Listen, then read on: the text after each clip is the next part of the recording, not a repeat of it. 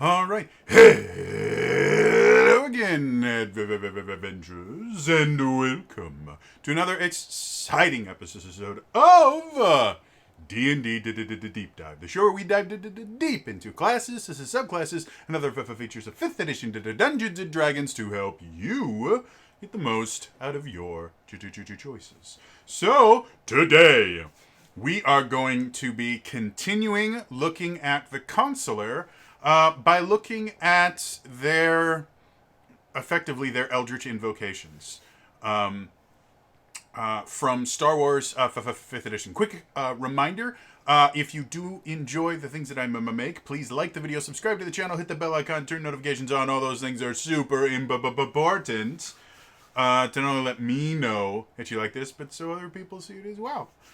Star Wars 5e is a Star Wars conversion for D&D 5th edition. Effectively, it uses the SRD to create a new kind of version of 5th edition D&D. And because of that, it's not compatible with D&D 5th edition. Like, you can't mix paladins and guardians together. In general, Star Wars 5th edition characters are going to be a little bit more powerful than standard D&D 5th edition characters, and have just a little bit more things that they can do.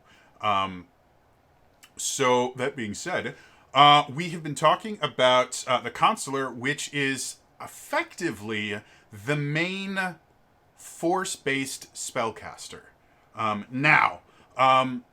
Spellcasting, which they don't call them spells, they call them force powers or tech powers. So power casting in Star Wars is basically divided into two camps. You have your force casters and you have your tech casters. Force casters, both of them actually work effectively identically to how spellcasting works, with a few just minor changes from D&D 5th edition. Concentration's still a thing. Bonus action spells are still a thing. Everything works almost identically. There are still spell levels. The big difference is, instead of using the Vancian magic system, which is where you have spell slots of a certain level, like in D&D 5th edition you have 4 first level spell slots, maybe 3 second level spell slots, 2 third level spell slots, things like that, and then you cast spells using your spell slots. This uses effectively a magic point system, or in this case they call them force points or tech points. And then the other kind of big change is force powers specifically have light powers, dark powers, and universal powers. And the big difference between them, other than, effectively what they do, is light powers will use your wisdom for your spellcasting ability modifier, whereas dark side powers will use your charisma for your spellcasting ability modifier, and then universal powers you can use either or. So most characters most force casters will be built more than likely around either light and universal powers or dark and universal powers. It seems that there is a benefit to trying to go both light and dark by having a high wisdom and a high charisma. But as we know, just from D&D in general, having 2 maxed out attributes scores is difficult enough. Generally, that's the most you ever want to have. And so for a force caster, if they do ever want to make any sort of an attack with a weapon of any sort, they would probably have to lowball both their strength and their dexterity to get both wisdom and charisma high. So it presents difficulties. You'd have to build the character in certain ways to do it. But anyway, so we were talking about the Consular. We went over their main abilities, and then every class in Star Wars 5th edition has effectively Eldritch invocations from D&D 5th edition. The Warlock gets these things called Eldritch invocations, which are just ways to kind of customize and modify your Warlock. It's one of the things that makes the Warlock so unique and so interesting to play, because even two Warlocks playing the exact same pact and having the exact same Pact Gift, which Pact is their subclass, and Pact Gift is kind of another pseudo subclass that they gift. They get. If they choose different Eldritch invocations, they can still play very, very, very, very differently, and it's one of the unique things of the Warlock. Well, in Star Wars 5th Edition, they decided to effectively give every single class Eldritch invocations to add that little bit more customizability to it. The Eldritch invocations thing for consulars is called Force Empowered Casting, and it's effectively meta magic. I think almost every one of the options here are taken directly from the meta magic options for the sorcerer. So the consular is kind of a combination wizard sorcerer in D&D or in Star Wars 5th Edition. So I'm generally not a big fan of just taking two defining features of two different classes and just smashing them together and calling it a class. But because of how all the other classes are built, the fact that effectively the customizability of this class is which meta magic options it takes versus every other class gets some other way to customize and empower their character, it actually kind of works. As far as I can tell from just reading it. Again, I haven't played Star Wars 5th Edition, and I doubt I'm going to get a chance to play it anytime soon because I'm already running 3 different campaigns and pre-writing a 4th, so I'm busy. But I do find it interesting. So today we're actually just going to go over them. Just because I've been a little bit out of the weather and this is a very, very late video, I'm not going to do any of the subclasses. We'll save that for another video. Just going to go through the Force Empowered Castings, and because I've talked about meta magic options but before, this may be kind of short. But let's see where it goes. So, the first Force Empowered Casting is Careful Power. This is, I should probably, being the incredibly prepared person that I am, should probably just bring up the Sorcerer's meta magic options so I can actually remember how they work. So, the first one they have here is called Careful Power. It is effectively Careful Spell. Careful Spell is, and in this case, Careful Power, is actually something that I've seen a lot of people kind of undervalue because there's a couple meta magic options, or in this case, Force Empowered Casting options, that are really, really easy to use and really, really easy to figure out how to use them. We'll talk about them in a little bit. Basically, Twinned Power and Quickened Power are the ones that most people tend to immediately go for because they're very easy to use and very obvious how to use them. But Careful Power is one that I see a lot of people kind of overlooking because the way that works, when you cast a power that forces other creatures to make a saving throw, you can protect some of those creatures from the power's full force. To do so, you spend 1 additional force point and choose a number of those creatures up to your Wisdom or Charisma modifier, your choice, minimum 1.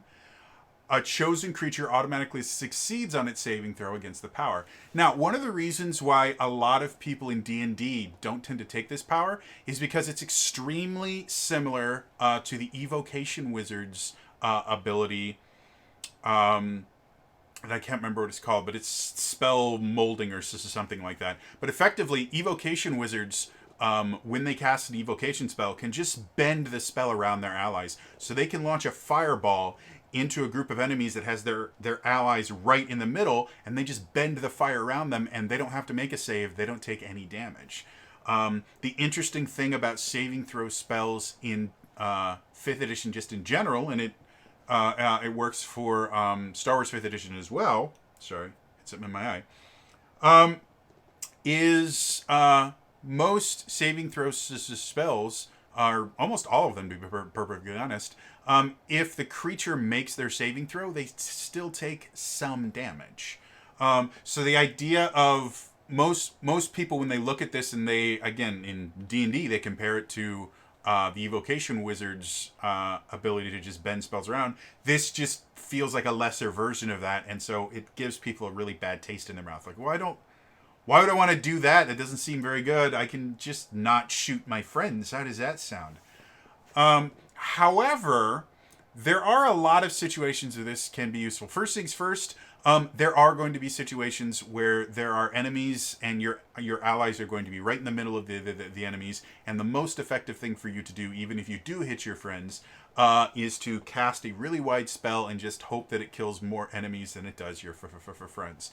And with something like Careful Power, especially since in D&D, the Careful spell and all the metamagic stuff uses a separate limited resource called sorcery points.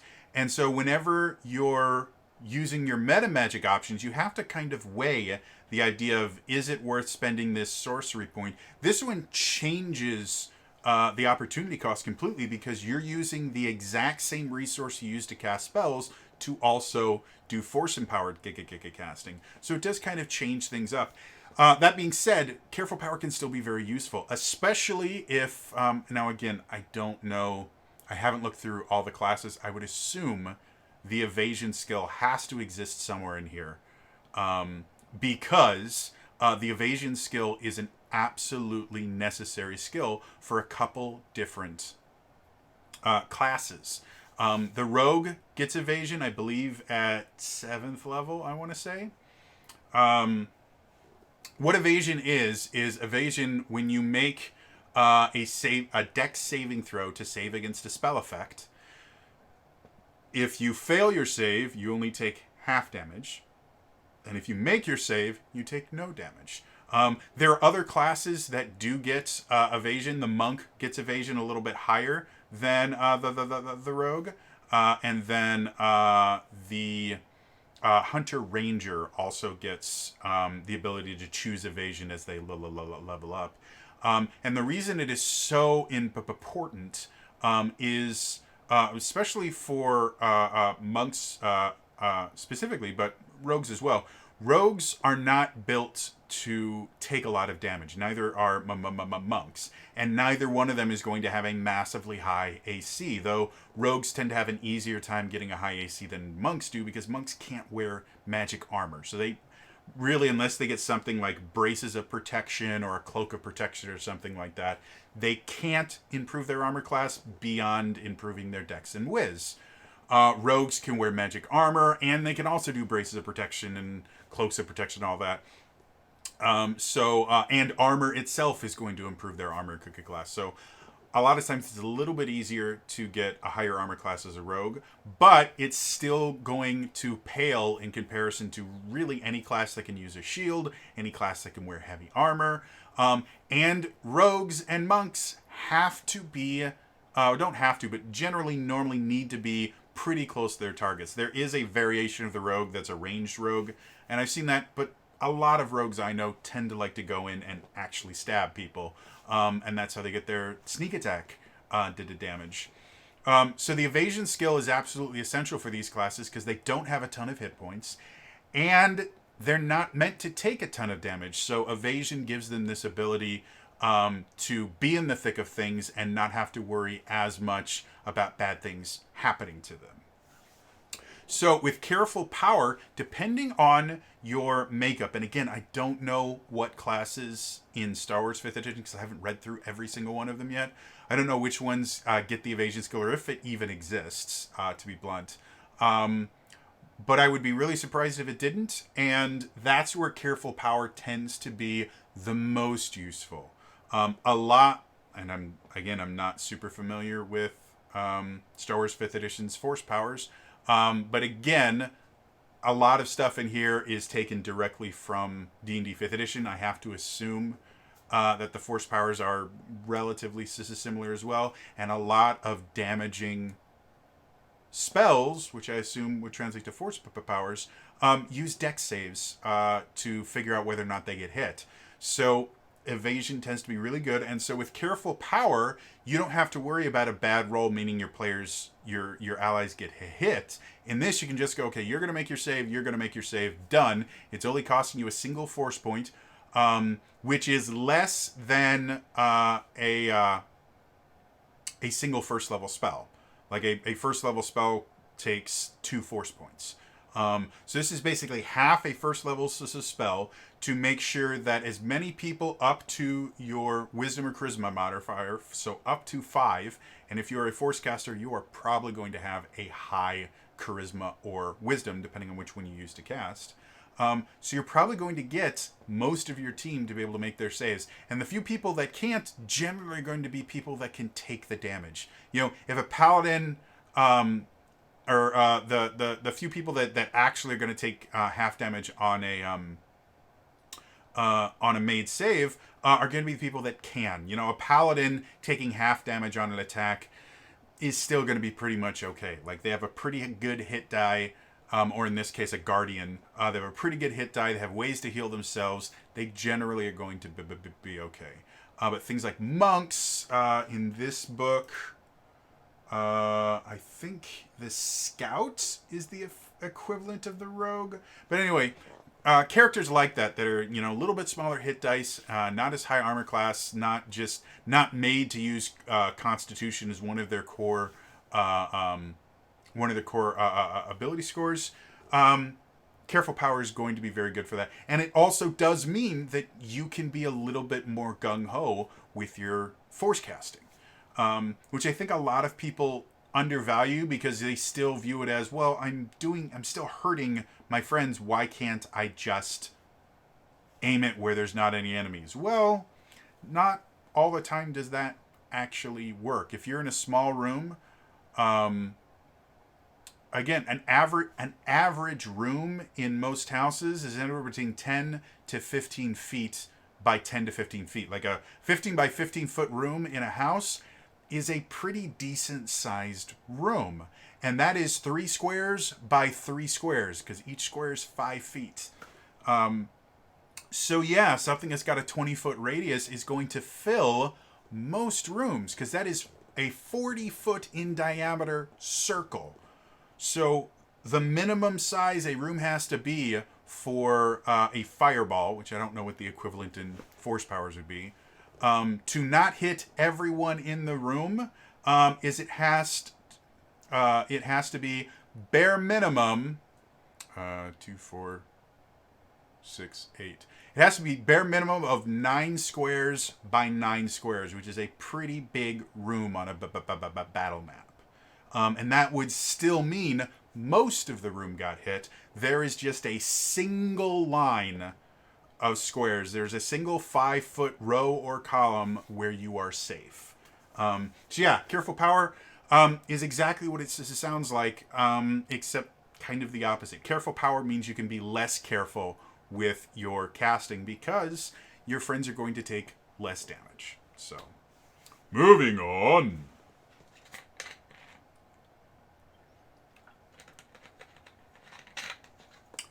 The next force-empowered casting, Distant Power.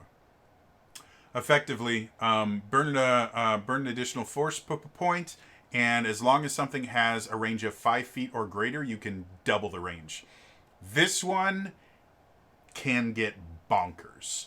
And the reason why I say that, if you want to get royal tricky, something like a cantrip like Firebolt. And again, I'm going to continue talking about spells because I just don't know force powers well enough. I've not had a chance to read through all the different force powers, and I've never played with force powers before. So I'm going to keep referencing spells.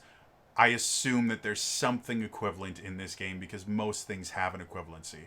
But something like Firebolt has a 120-foot range. Burn 1 additional force point, that turns into 240 feet. That is really long. That is bigger than any combat arena ever. That is larger than any creature's dark vision.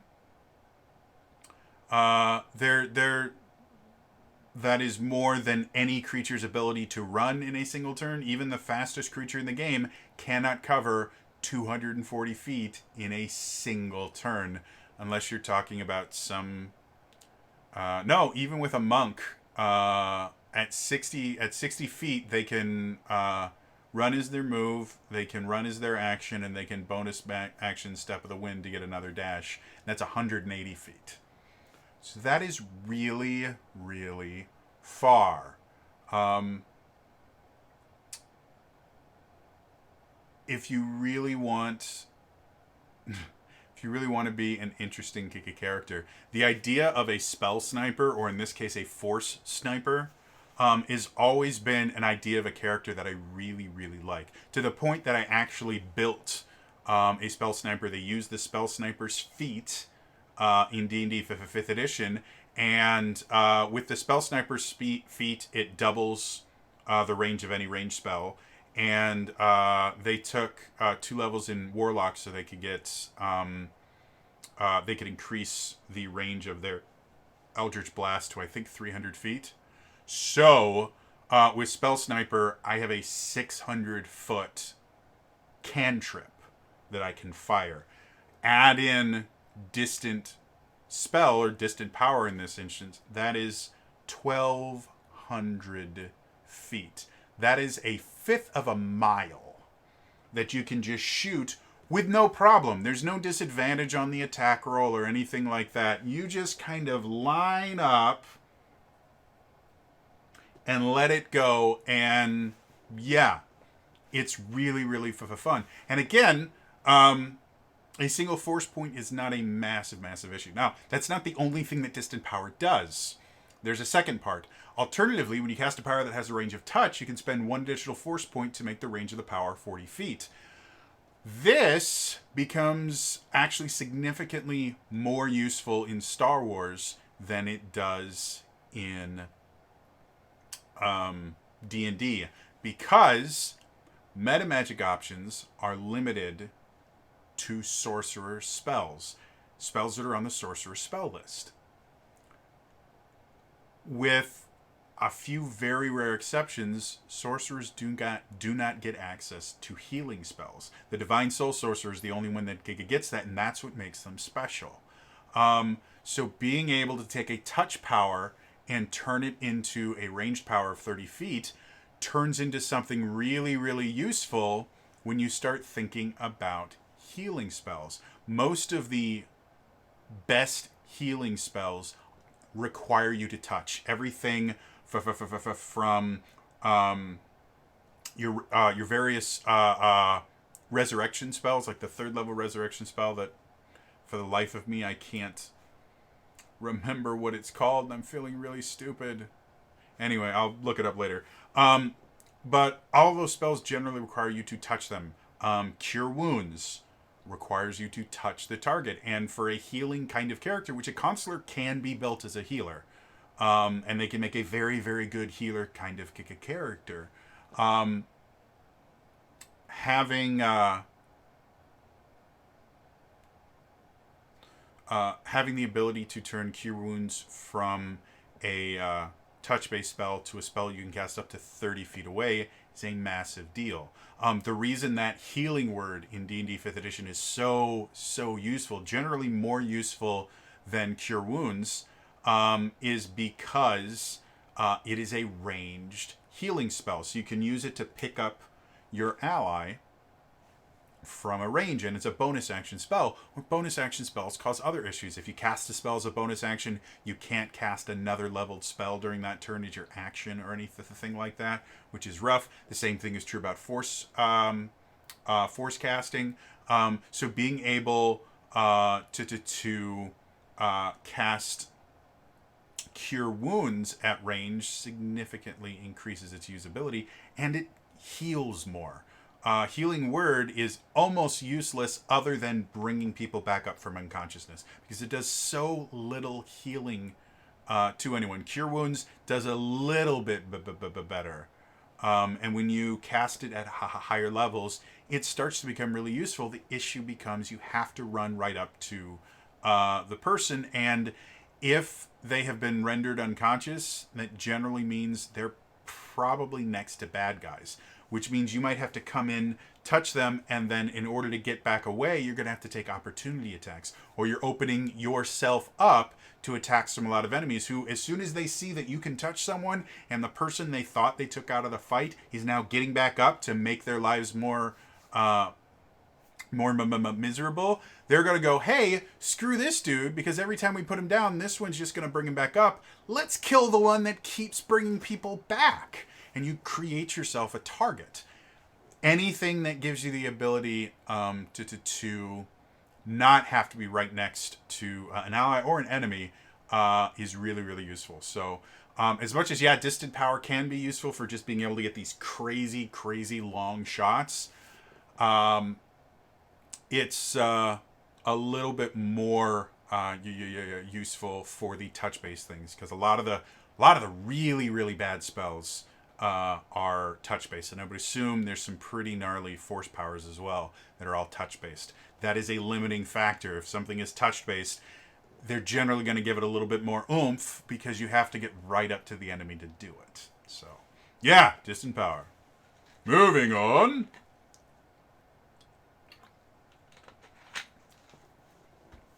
The next one, Extended Power. When you cast a power that has a duration of 1 minute or longer, you can spend one additional force point to double its duration to a maximum duration of 24 hours. Now, this one, again, this is effectively a carbon copy of Extended Spell. And this one is one that I'm just not as fond of as far as a meta magic option, or in this case a force empowered casting option, just because. So 1 minute, most spells that last for 1 minute are generally designed to work for the entirety of a single combat encounter. The reason that 1 minute number is good is because it actually fits really, really well if you convert actual real time into turns. Every turn is 6 seconds, or every round takes 6 seconds. So 10 rounds equals 1 minute. Those are really easy numbers to understand. Because each round is 6 seconds, it doesn't really coincide with other easy numbers other than 30 seconds. So generally, your durations are going to be 1 round, 30 seconds, a minute. And those are spells that are designed to work in combat. Increasing the duration to 2 minutes generally isn't going to give you that much of a benefit, because most combat is over in 5th edition, just in general. Most combat lasts anywhere between 4 to 6 rounds. Yes, there are some combats that last longer than that, but if you're constantly running combat that is lasting 10 or 15 rounds, you are running something incorrectly, because that's not how the game is supposed to work. Either your enemies have too much hit points and doing too few damage, or you're just putting too many enemies in that aren't getting a chance to attack fast enough. Combat shouldn't be taking that long. It kind of bogs down everything. A good, comfortable amount of combat is between about 4 to 6 rounds, with really, really tough stuff going up to maybe about 10, 12 rounds. But those should be fairly rare. So because of that, anything with a 1 minute cast time is going to be meant to last for a single round of combat. Anything that has about, duration, 1 minute duration. Anything that has about a 10-minute duration is generally designed to be something that you do outside of combat in general. Things like Detect Magic lasts for 10 minutes, because you're really never going to be using that in combat. But 10 minutes is just enough time for you to look around a full room to do one thing really, really well. So that's what a 10-minute duration is supposed to be. The next duration you generally tend to see is hours, and those tend to be things that are supposed to last for multiple combats, because you'll do one combat, and while it may take an hour and a half to get through combat, in game time you've only passed about 30 seconds. But between one thing of combat and the next, it's probably going to be bare minimum 10 to 15 minutes. So having something that can double a duration from 1 minute to 2 minutes doesn't mean that now you can use a spell that normally would have only lasted for one combat encounter, now for two combat encounters, because it's going to take you longer than 1 minute to get to your next combat encounter. So it doesn't really help there. With things that have a duration for an hour, like Hunter's Mark for the Ranger, those generally are not going to benefit a massive amount from that, because an hour is a lot. And 9 times out of 10, you're going to lose concentration on it before you're going to run out of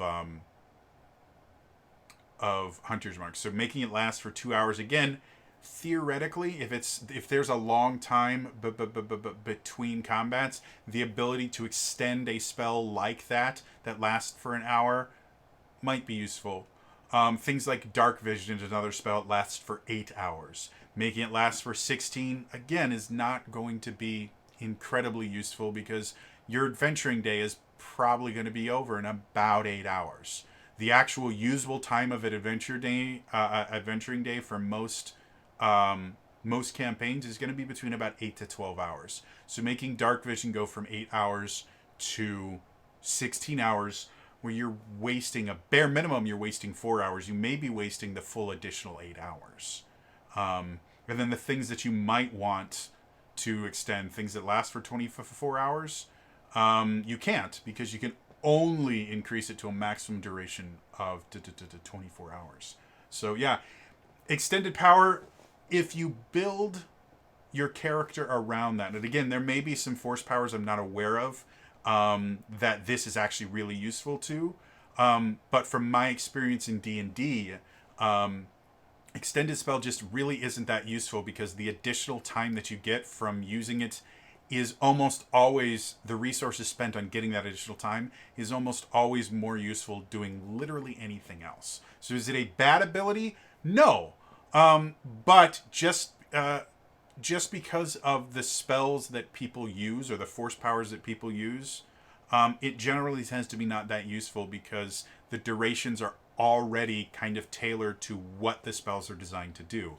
A minute is going to outlast your combat. You will probably lose concentration before the minute is up. I have literally had one situation in the, 8 or 9 years that I've been playing D&D, and actually years and years and years ago, I actually went and I mathed out how much D&D I'd actually played from doing the convention circuit. From I used to run all the Adventure League content for a local game store every single Wednesday. I've had at least one campaign a week for 7 or 8 years. I figured it out a few years ago, and I had well over 2,000 hours of D&D experience. And now that that was like 4 or 5 years ago, I'm now probably closer to anywhere between about 3,000 to 6,000 hours of experience just playing D&D. I do it a lot. So in all that time, I have had one time where a 1 minute duration spell went away. And the reason it went away was it was a really low level encounter, and I was the highest level character. I was playing a Blade Singer, and I used Blur and my Blade Song, which both last a minute. And so I was sitting there, and I was basically 1v1ing the big bad guy in this, and the rest of my party were taking down all of his little minions. Or I was 2v1ing, because it was him, and he had his buddy there as well. So I was not doing much damage at all, because I roll like crap. I just don't hit things. But my main goal up there was with my Blade Song on. I had at level 3, I think it was 3 or 4, I had an AC of I think 19 or 20 as a wizard, because that's how Blade Song works. And with Blur, they had disadvantage on their attack rolls. It was a tier 1 adventure, so I think they only had a +5 or a +6. So they literally just couldn't hit me. And so I just stood up there, and I'd try and poke them, and I never hit them, despite the fact that they had horrible armor classes. I just can't hit things. So I'm just sitting up there weaving around, and they're taking swings at me, and nobody's hitting me. And yeah, it took 12 turns to get through that combat because everyone else was really low level and they were rolling like me. So that is the only time I have ever seen a 1 minute duration anything actually end before combat did. And that was a really unique experience where we had apparently pissed off the dice gods somewhere. So yeah, extended power in general. If you're familiar with Star Wars 5th edition, in the comments down below, let me know some force powers where extended power really is beneficial for it. I would love to hear.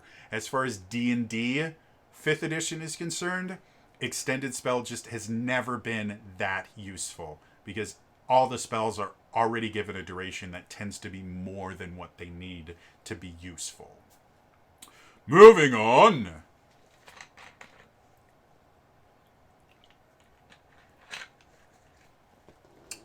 The next one, Heightened Power. This is effectively heightened spell. Basically, when you cast a power that forces a creature to make a saving throw to resist its effect, you can spend 3 additional force points to give one target of the power disadvantage on its first saving throw made against the power. Now, this one is actually, this one is really, really useful.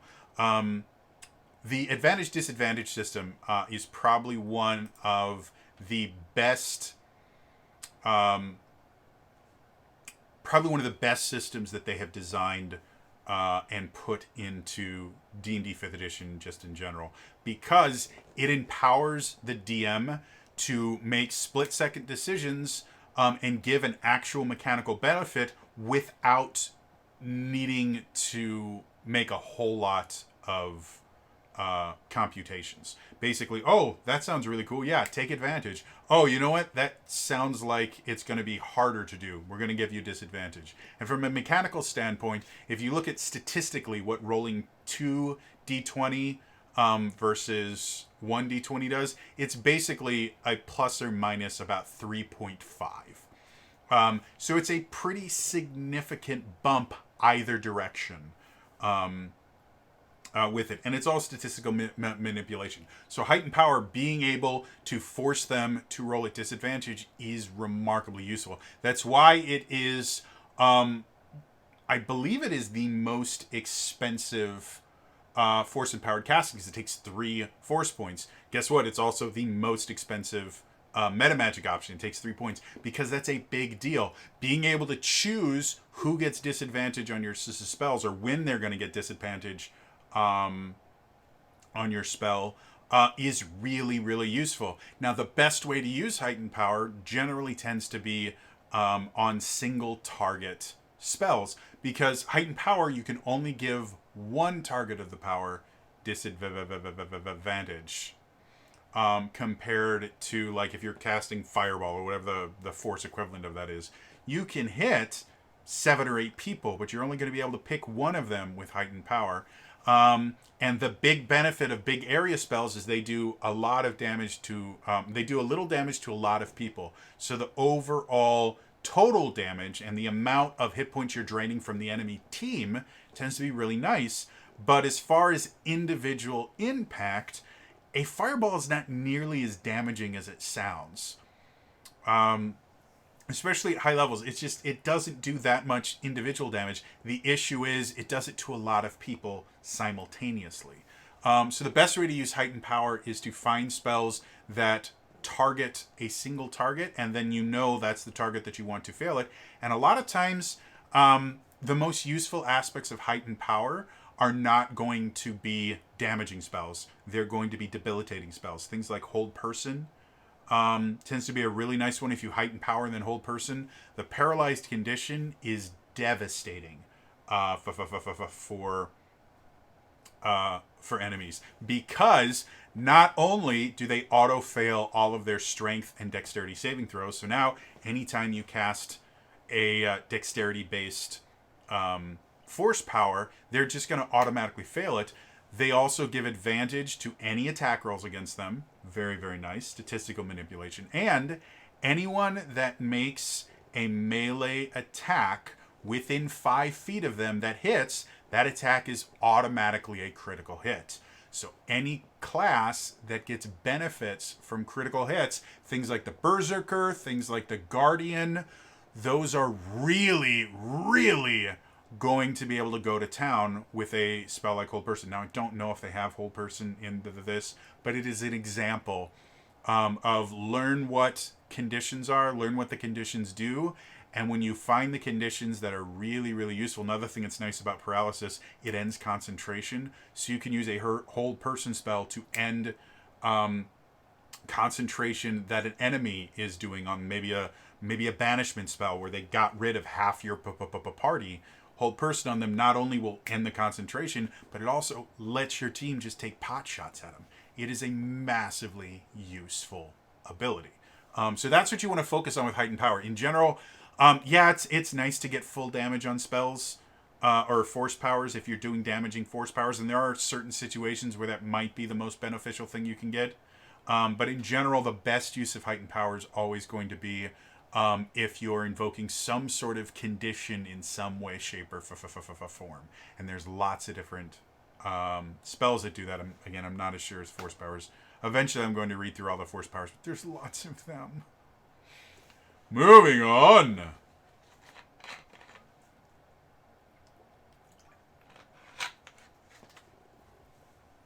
Next up is Improved Power. Now this is interesting because it's basically this is effectively empowered spell, but they call it Improved Power. I'm assuming because Empowered Power just doesn't sound good. So Improved Power, basically, when you roll damage for a power, you can burn an additional force point to re-roll a number of the damage dice up to your Wisdom or Charisma modifier, your choice minimum 1. You must use the new rolls. You can use Improved Power even if you've already used a different Force-Empowered casting option during the casting of the power. That is one limitation to Force-Empowered casting in metamagic in general. You can only use one Force-Empowered casting option per spell that you cast. So if you cast a distant power, you can't also quicken the power. So in the idea of like Cure Wounds, you can't cast Cure Wounds as a bonus action and cast it as a ranged spell. You have to choose one or the other.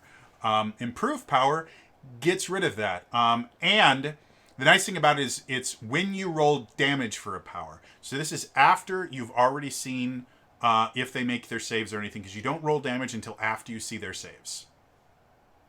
So you're already going to know who's taking full damage, who's taking half damage. And so you can sit there and go, okay, well, I'm looking at my dice. I just rolled 8d6 dice, and I got 4 ones. Well, this kind of sucks. And what makes it even worse is everybody failed their save. So now I just kind of wasted this. Well, that's not fun. Well, boom. Improved Power. It's a single force point. So again, this is half a first level spell. You can do that and re-roll up to 5 dice depending on your Wisdom or Charisma modifier, which again, as a full caster, whichever one you use the most is going to be 18 or 20, generally by level 8 at the latest.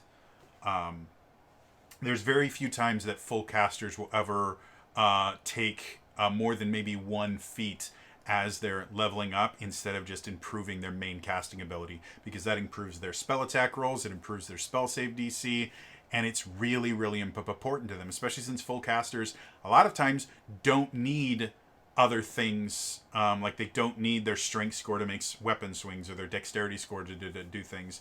So a lot of times whatever they get when they roll the character is generally high enough for those. You don't want them to be completely nothing, but generally having maybe a 14 in your dexterity and then a 20 in your wisdom works pretty well for most wisdom-based spellcasters like druids and things like that. The same is true here. So with improved power, because you know who has made the save and who hasn't, maybe you rolled 4 out of the 8d6s were 1s, but you kind of look around and it's like, well, everybody made their save, so even if I roll 6s on this, they're going to take half damage. I'm not going to waste the force power on this. Or, man, everybody failed, and look at all the low numbers. Well, I'm going to roll, from a statistical standpoint, the lower the number you roll, the better the better the chance that you're going to roll a number that's higher than that. I know that sounds obvious, but it actually is something that you consider when you're talking about statistics and things like that, and whether or not you want to change something or re-roll something. In statistical analysis and game theory in general, that's one of the things that is really, really focused on. Is you have to sit there and go, okay, well, like re-rolling a d4 versus re-rolling a d12.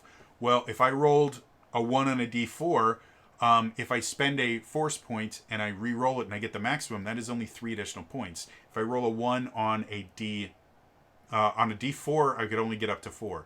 On a d12, I can get up to 12. That's 11 additional points for each one that I roll. And so a lot of times, the best thing to do when you're looking at something like improved power is, okay, what are the size of the dice I'm rolling? What are the numbers that I got? And how likely is it that I'm going to get not only a bigger number, but how much of a bigger number? That it's one of the reasons why kind of really analytical people like playing casters, especially something like this where you get to manipulate statistical outcomes by just being allowed to re-roll, choose which ones that you re-roll into the things like that. That can be really, really fun for someone that has a very analytical mind. So yeah, improved power, lots of things, and again, you can combine this with other ones. So if you did a distant power and then you also did improved power because you just rolled really poorly on the hit, that works. It's one of the few force empowered casting abilities you combine with other ones. So yeah, moving on. The next up is lingering power.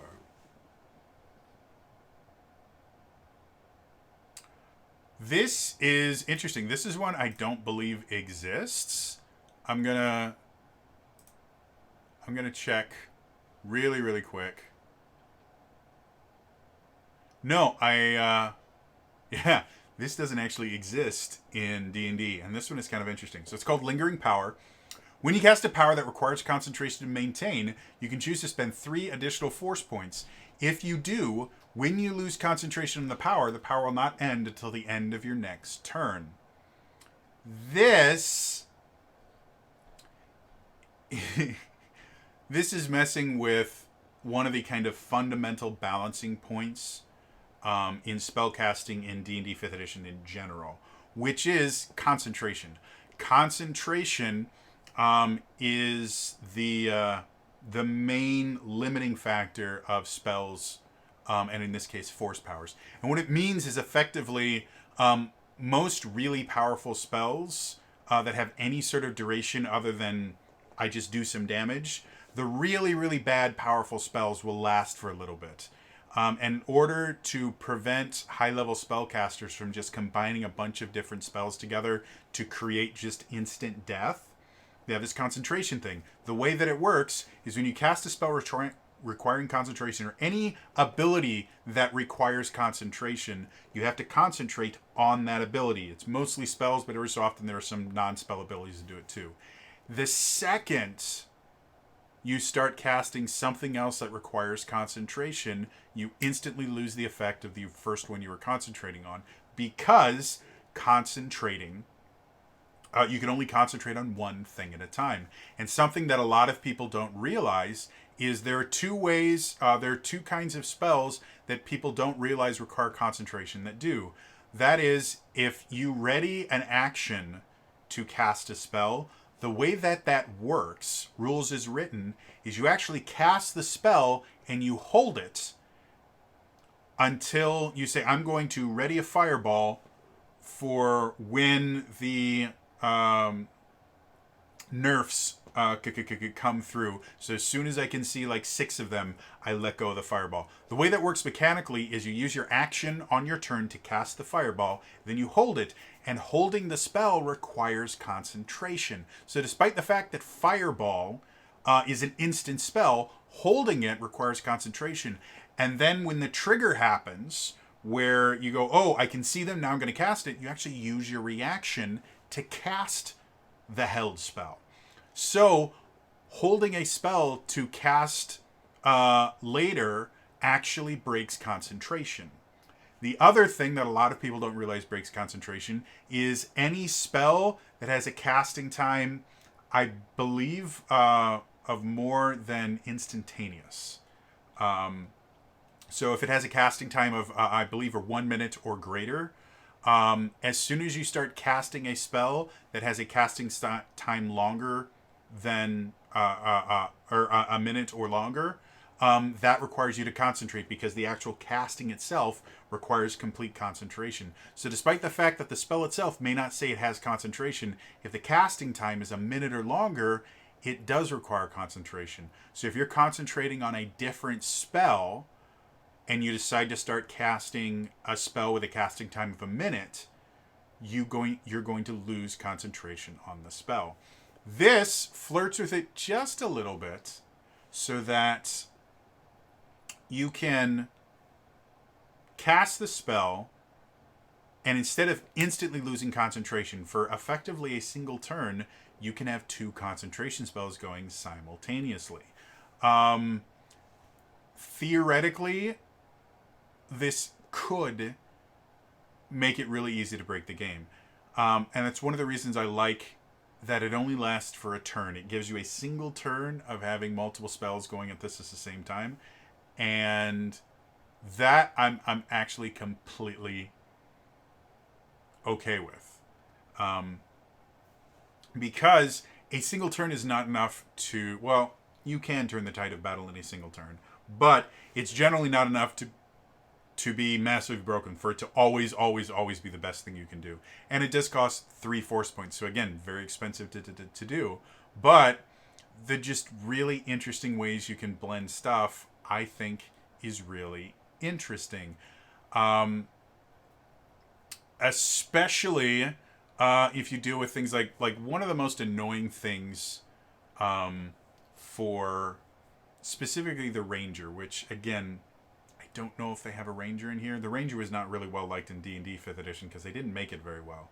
But one of the most annoying things for the Ranger is almost all of their useful spells are concentration. Hunter's Mark, which is a defining feature of the Ranger, per the D&D devs, they wanted Hunter's Mark to be the Ranger thing, but they turned it into a spell instead of some sort of ability. Hunter's Mark is a concentration spell. And so is literally any other useful spell that the Ranger might do. Things like Ensnaring Strike. Ensnaring Strike is a really cool thing where you make a weapon attack, and when it hits, the person is bound by these thorny vines. It's really, really cool. But the way that it works is effectively just like a smite spell, where you use your bonus action to empower the weapon, but because it theoretically lasts until you hit, so if you miss... Well, the spell lasts until you hit, so you're not wasting it from a single miss, but that means you have to concentrate on it because it exists for a while. And because of that, you can't have Hunter's Mark and Ensnaring Strike.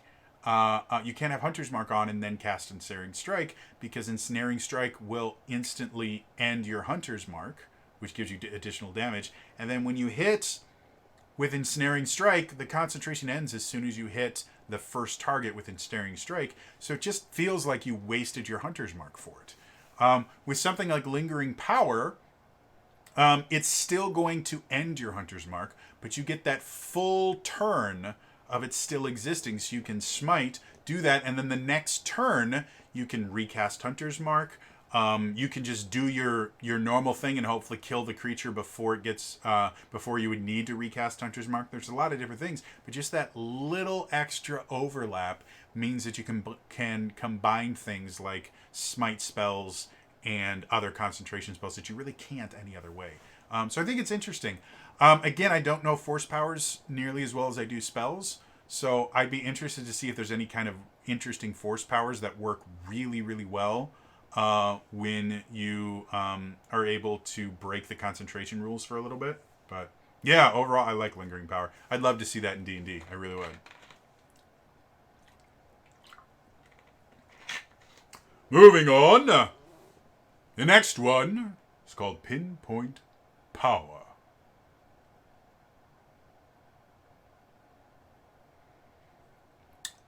And this is another one that I believe is unique to Star Wars 5th Edition. When you cast a power that allows you to force a creature in error to make a saving throw, you can instead spend 1 force point to make a ranged force attack against a single target that would be in the range. On a hit, the target suffers the effect as though they failed their saving throw. So this is another one that technically has the ability to really, really break things. Because saving throws are very different than AC. Higher level creatures can have plus 10, 12, 14, 15 to their saving throws, meaning it's very rare that they actually fail their saving throws. But at least in D&D, the highest armor class in the game is 24. When you get to level, I think it's 17, your proficiency bonus turns into a plus 6, and your maximum casting bonus is going to be, or your maximum casting ability score bonus is going to be 5. So bare minimum, you have a plus 11 to an attack. And then if you have things that increase your spell attack rolls, things like the Wand of the Archmage or anything like that, you can get that higher and higher and higher. Statistically, if a creature has a plus 15 to a saving throw, even if the saving throw is like a 19 or a 20 or something like that, generally your saving throws are not going to get too much higher than 19, 20, maybe to 21.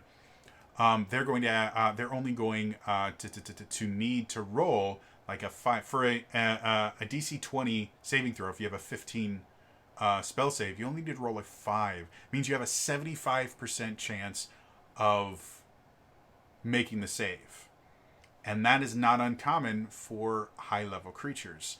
Armor class, though, again, for a 24 armor class with just an 11 to your spell attack roll, it means you only have to roll a 13. That is a 35% chance to hit, compared to a 25% chance to hit. So again, just that little difference of making an attack roll versus a saving throw, you are improving your odds by about 10%. And that's if the creature has the highest armor class in the game. Most creatures are not going to have a 24 AC. It's much more common to see like a 20 or a 22, which means you're getting to like a 9 or a 10 you need to make your hit instead of hoping they don't make their saving throw. So that is a really, really interesting thing. Now, the only thing I'm not sure about this, there's an aspect in 5th edition D&D, which I haven't looked at the monster manual for this, for Star Wars 5th edition. But one of the things that kind of balances, boss encounters effectively is elite creatures or legendary creatures get things called legendary actions and legendary resistance. Legendary resistance lets them treat a failed saving throw as a success, which is a really, really useful thing. And it's basically built on the idea that legendary creatures are supposed to kind of represent fighting multiple creatures in one body. So they get additional actions that they get to do because action economy is really good. And they technically get to automatically make certain saving throws, because if you were fighting like 4 vampires versus 1 vampire lord and you were to cast a spell, well, they would have 4 chances to save on that spell, whereas the vampire lord only gets 1 save. So to make things a little bit more balanced, they give them this legendary resistance. It means you can't just like one-hit KO most bosses. So with Potent Power, because it changes from a saving throw to an attack roll, I would be interested to find out what the developers thought that would do to legendary resistance. Because it says, on a hit, the target suffers the effects as though they failed their saving throw. So it does still talk about, well, it treats it as if they failed their saving throw. Does that mean that legendary resistance can basically negate Pinpoint Power? And were I to make a judgment on this at my table, I would say yes, simply because, again, it unbalances things massively if legendary creatures can't use their legendary resistance on saving throw spells. It's one of the kind of redeeming features and balancing features of saving throw spells. And because a lot of people go, well, that means you just wasted your pinpoint power. Not really. One of the things I used to do, because I used to play, my favorite character was a monk. I used to play a lot of different characters in the Adventurers League. My favorite one was a monk. And one of the things that I would intentionally do is I would go up and I would use Stunning Strike repeatedly on them, just trying to get them to fail. Not because I thought I was going to be able to stun them, but because anytime they failed, because stun is such a debilitating condition in D&D 5th edition, most legendary creatures are automatically going to use their legendary resistance to avoid the stun. So even if I use every single key point I have, getting rid of those legendary resistances, that means they don't have them. They have a limited number of them. And so other characters like spellcasters can start casting spells and they will no longer be able to save out of the spells. So that's a really, really useful thing. So even if legendary resistance can basically go, well, I'm going to say I saved anyway, I still think Pinpoint Power would be an incredibly effective ability, just because you can burn legendary resistances. And any other time, Pinpoint Power, super, super useful. Like, again, major balancing aspect is the saving throw thing. And again, it's significantly easier to get... it's significantly easier to hit against an AC than it is to get them to fail a saving throw. You can also get advantage on attack rolls a lot easier than you can cause the enemy to get disadvantage on attack rolls. Again, with Pinpoint Power, it is 1 force point. For Heightened Power, which gives them disadvantage, a single target disadvantage on a saving throw, you can... That costs 3 force points. This only costs 1. Now this does say that allows you to force a creature in an area to make a saving throw. So I'm not sure with something like Hold Person, that doesn't force a creature in an area. That just forces a creature to make a saving throw. So because of that, I think this does still have a few limitations. Basically, it takes an area attack and it focuses it on a single person. But there's still a lot that you could do with that. So, yeah, interesting ability. Moving on.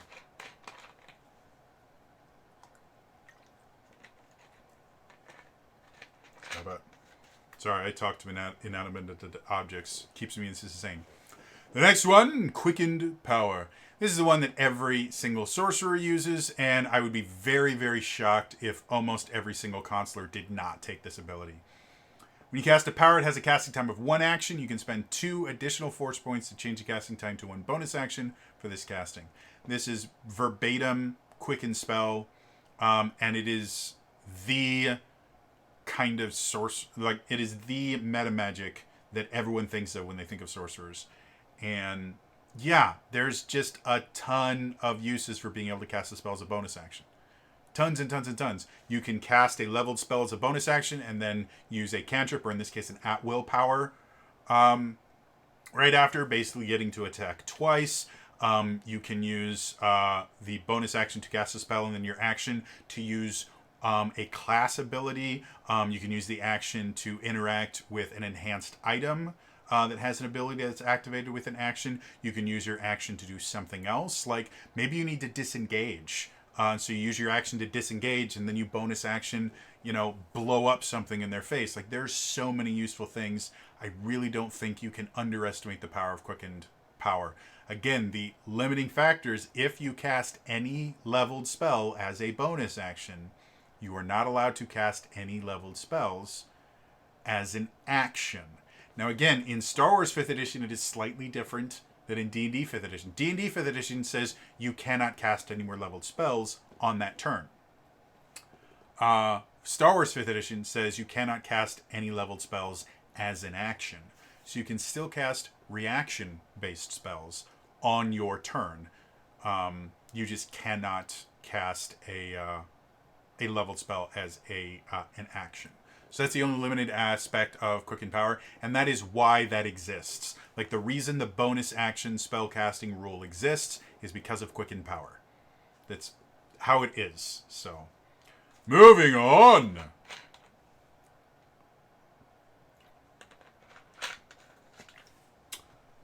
The next ability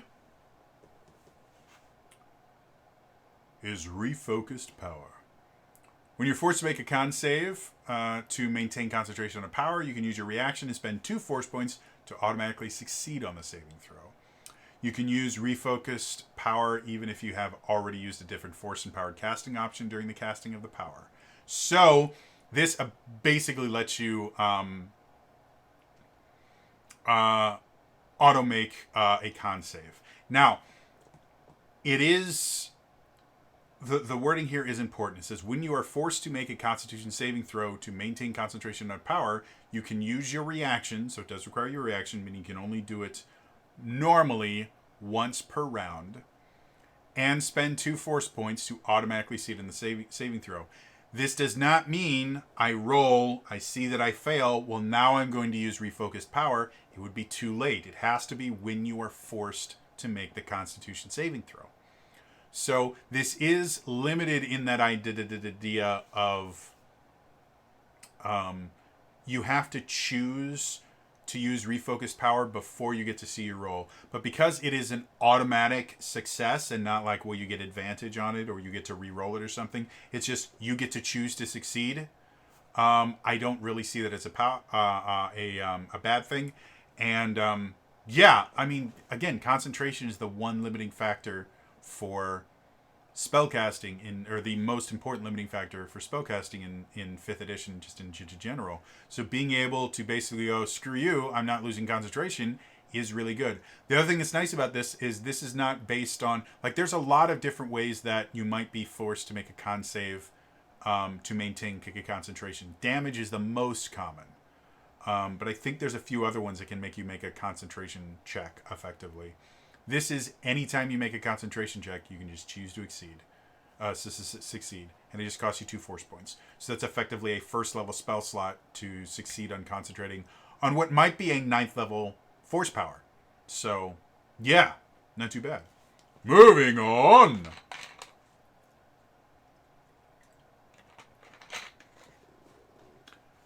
The next one is Seeking Power.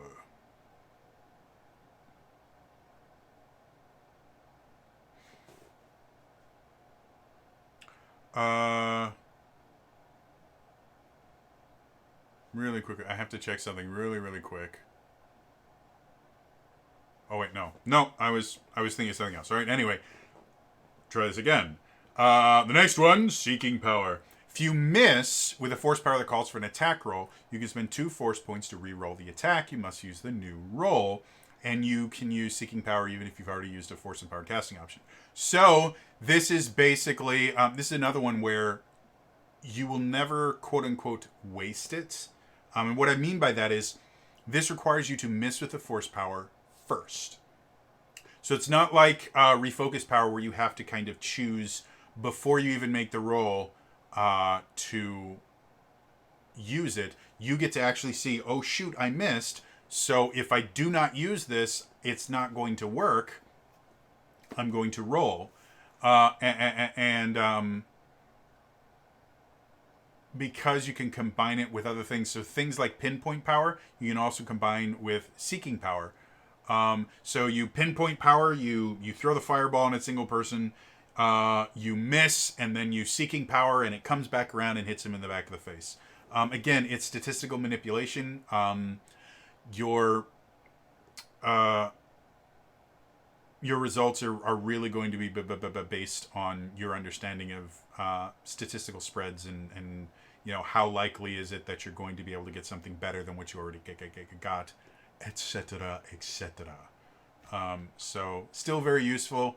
Definitely worth 2 force points, but not particularly complicated. If you miss, re-roll. Moving on.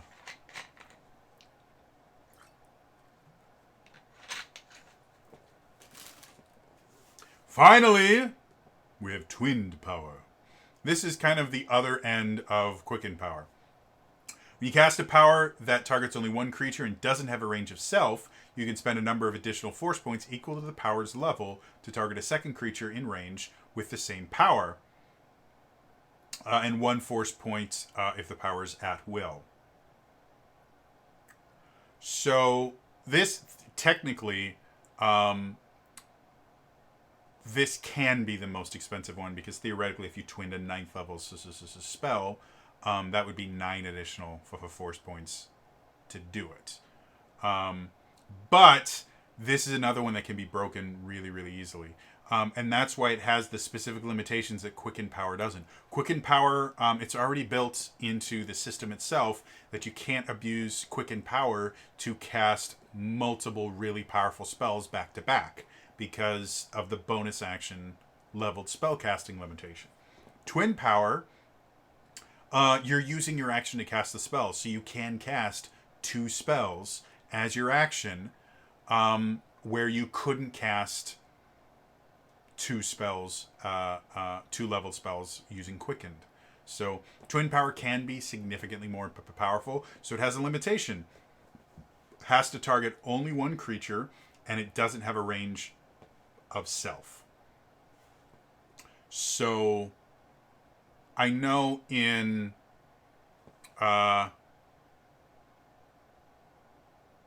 D&D 5th edition, they actually have an additional kind of clarification on Twin Spell, where it specifically says, to be eligible, a spell must be incapable of targeting more than one creature at the spell's current level. For example, Magic Missile and Scorching Ray aren't eligible, but Ray of Frost and Chromatic Orb are, because Magic Missile can target multiple creatures. You theoretically could have it target only one creature, but it has the possibility of targeting multiple ones, and so can Scorching Ray. So that's something that they don't have written in the PDF I'm looking at. I'm not sure if they have an errata somewhere that puts that in, but that is kind of a really important thing, because again, it's really, really easy to say, well, it is targeting only one creature. Yeah, but it could target more. And just because you are putting all of your magic missiles at one person doesn't mean that now this isn't completely broken by allowing you to just fire, 30 magic missiles at a single person. Yeah, I'm actually a big believer in that little bit of extra limitation to it, because Twin Power is another one of those ones that can be very, very broken very quickly. But it can also just be a really, really useful spell. Twinning something like Disintegrate, which again, I don't know if there's a Force Power version of that, but that can be devastating, because Disintegrate does a lot of damage, and if it can reduce you to 0 hit points, you are gone. You're not dead, you're not making saving throws, you turn to dust. The only way you get a creature back that has been disintegrated is a Wish spell or a True Resurrection spell, both of which are super, super high level spells. Wish is a 9th level. I think True Resurrection is either 9th or an 8th level spell. So huge expenditure of resources, and True Resurrection is really expensive too, because it requires a really expensive diamond to be able to do it. So yeah, Twin Power. Again, learning which spells work with Twin Power is going to get your best use out of it. But again, Twin Power and Quickened Power are the 2 most often used meta magic options in 5e, and I would assume they're the most often used force and power casting abilities in Star Wars 5e. So, finally, final thoughts. Overall, force and powered casting, there's really not a whole lot here that is that different from metamagic. Metamagic is really, really fun. I enjoy metamagic. I like the fact that this is a little bit different, where you actually use your force points both to cast the spells and then to also metamagic them. It kind of works how the older versions of metamagic used to work, where they were feats that required you to basically just cast spells at higher level. This is kind of like that. I do like the ones that are unique to Star Wars 5th edition. Lingering Power, I think, is really cool. Pinpoint Power is also really cool. And then Refocused Power is like, all of them are really really cool. And I don't believe any of those show up in D&D Fifth Edition. I'd be super fine with any of those showing up in Fifth Edition because I think they're cool. But otherwise, yeah, it's meta magic. It's very very useful.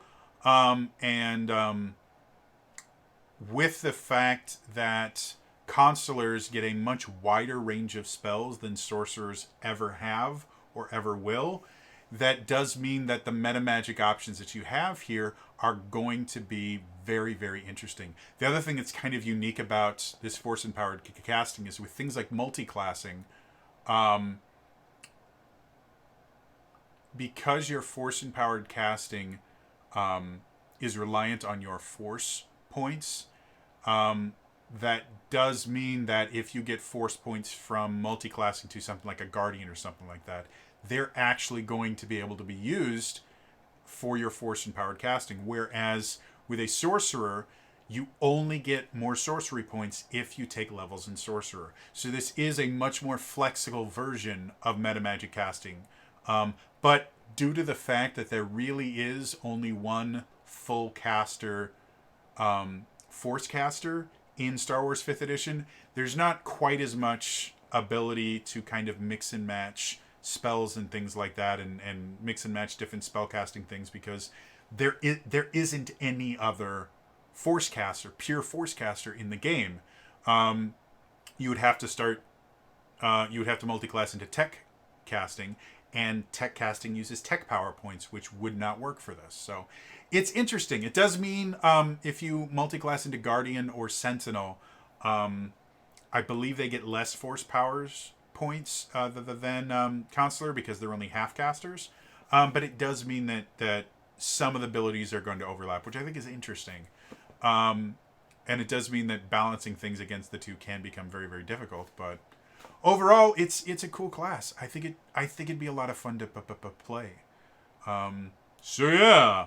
Otherwise, that is going to be all for me today. As always, if you enjoyed this, again, like, subscribe, turn notifications on in the comments down below. What is your favorite force empowered casting? Are you a big fan of the Quickened spell and the Twinned power? Do you like Refocused Power or Pinpoint Power? Let me know in the comments down below.